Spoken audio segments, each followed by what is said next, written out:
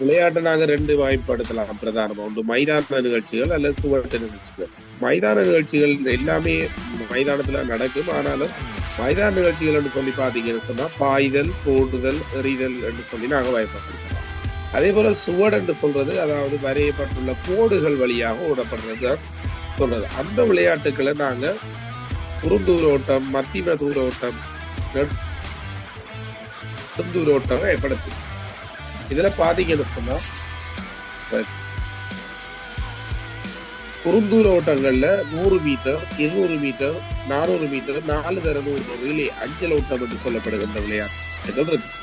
அதே போல மத்திய குறுந்தூர ஓட்டங்கள் என்று சொல்றது 800 மீட்டர், 1500 மீட்டர் இருக்கு. நெடுந்தூர ஓட்டங்கள் என்று சொல்றது பெண்களுக்கு 3000 மீட்டரும் ஆண்களுக்கு 5000 மீட்டரும் இருக்கு.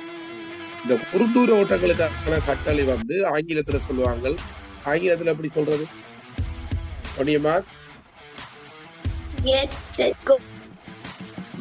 அதுல தமிழ்ல குறிப்புக்கு செல், ஆயத்தமாக புறப்படு என்று சொல்றது அந்த அதுக்குரிய கட்டளையாக இருக்கு. அதே போல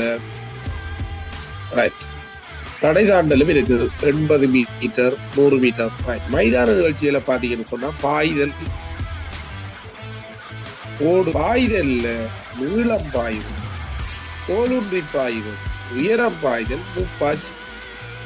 இது உயரம் பாயிற விளையாட்டா இருக்கு.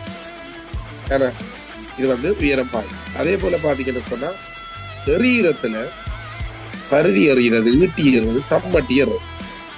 இந்த இருக்கிற இரும்பு கொண்ட ஒரு சங்கிலி மாதிரி ஒன்றுல கோர்த்து எறிகிறதான் சம்மட்டி எறிகிறது சொல்றது. இது ஈட்டி எறி, இது பருதி எறிக. இது எறிதலோட சம்பந்தப்பட்ட விளையாட்டுகள். அதே போல போடுதல்ல குண்டு போடுறது, அது போடுதல. பொதுவா கவனித்துக் கொள்ளுங்க பிள்ளைகள், விளையாடுற வீரர்களோட எண்ணிக்கை பற்றி பாத்தீங்கன்னா கரப்பந்து. அந்த கரப்பந்து ஆட்டத்துல கரப்பந்துன்றத எண்ணினீங்கன்னா பந்து சொல்லி 6 எழுத்துக்களாகவே அதற்கு 6 பேர் விளையாடுவாங்க. கால்பந்து அல்லது உதைப்பந்தாட்டம் என்று சொல்லப்படுகின்ற விளையாட்டு 11 பேர் விளையாடுவாங்க. அதுக்கு எப்படி ஞாபகம் வைக்கலாம்? அந்த 2 காலாலையும் தர அடிப்பாங்க. 2 காலையும் பக்கத்துல வச்சோம்னா 11 கண்டுபிடிக்கும். இல்லாட்டி அது கோல் அடிக்கிற போஸ்ட் இப்படி தந்துருக்கு. இதை விட்டீங்க என்று சொன்னா அதுலயும் 11. எல்லையில குறைஞ்சது 12 பேர், கூடியது 16 தரலாம். வலைப்பந்தாட்டத்துல 7 பேர். அந்த வலைப்பந்தாட்டத்துல அந்த பந்து போடுற கோல் இப்படி இருக்கு, இப்படித்தானே இருக்கிறது. இதுக்குள்ள நீங்க போடணும். அப்படி என்ன சொன்னா அதுக்கு கிரிக்கெட்ல பாத்தீங்கன்னு சொன்னா 3 விக்கெட் இருக்கு. 1 விக்கெட் எடுத்து விட்டீங்கன்னு சொன்னா நடு விக்கெட்டை காட்டி விட்டீங்கன்னா அதுல 11 பேர் விளையாடுவாங்க. கொக்கி கூடை பந்தாட்டத்துல 5 பேர். இதுல கவனிச்சு கொள்ளுங்க, அந்த கூடைக்குள்ள 5 விரலாலையும் தான் தூக்கி போடு. பந்தாட்டத்துல எத்தனை பேர்? 5 பேர். கபடியில 7 பேர். அதை இப்ப சொல்றேன். இதுக்கு ஷார்ட்கட் என்னன்னா கரப்பந்தாட்டத்துல 6 பேர் விளையாடுவாங்க. அதுக்கு இலங்கையினுடைய தேசிய விளையாட்டு தான் கரப்பந்தாட்டம். இந்த கால்பந்து அல்லது உதைப்பந்தாட்டம் என்று சொல்லப்படுகின்றதுல 2 காலாலையும் தான் இதை அடிப்பாங்க. அப்ப அது 11. அல்லது அந்த கோல் போடுற போஸ்ட் அந்த பந்தை கொண்டு உள்ள தள்ளுற இது 11 மாதிரி இருக்கு. எல்லையில ஒரு மூங்கில் தடியால அவர் கையில வச்சிருக்கிறது அந்த மூங்கில். அதுல குறைஞ்சது 12, கூடியது 16 பேரும் அந்த விளையாட்டுகளை விளையாடும். அதே போல இந்த வலைப்பந்தாட்டத்துல கிரிக்கெட்ல பாத்தீங்கன்னா இங்க பாருங்க 3 விக்கெட் இருக்கு.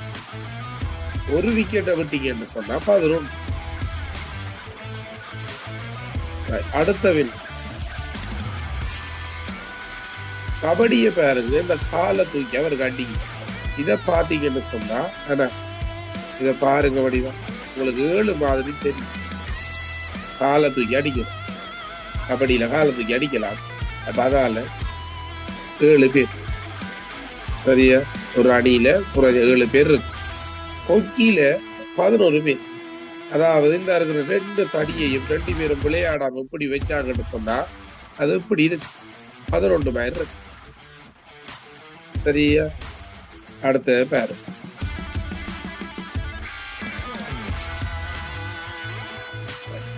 இப்ப சொல்லுங்க, எல்லை விளையாட்டில் விளையாடும் வீரர்களை தரட்டு.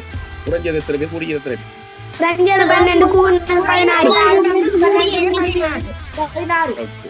கரப்பந்து விளையாட்டில் விளையாடும் வீரர்களை தரட்டு.